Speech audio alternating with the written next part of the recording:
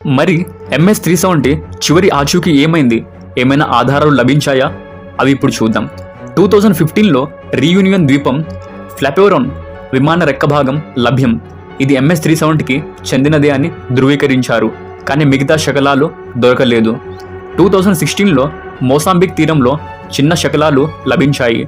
2017లో Madagascar, మారిషన్ వద్ద కొన్ని తక్కువ పరిమాణం ఉన్న శకలాలు దొరికాయి. కానీ ఇవి ఎంతవరకు నిజమైన ఆధారాలు అన్నది అనుమానాస్పదమే. భవిష్యత్తులో MS-370 శోధన ఎలా ఉండబోతుంది? ఓషన్ ఇన్ఫినిటీ మరోసారి శోధన చేయాలని భావిస్తుంది.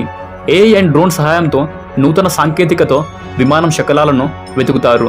మునుపటి మిస్సింగ్ ఫ్లైట్లను కనిపెట్టిన విధానం ఆధారంగానే MS-370 కూడా కనిపెట్టగలరా? మహాసముద్రంలో లోతులో MS-370 శకలాలు దొరికే అవకాశం ఏమైనా ఉందా? ఈ మిస్టరీ ఎప్పటికైనా వీడుతుందా?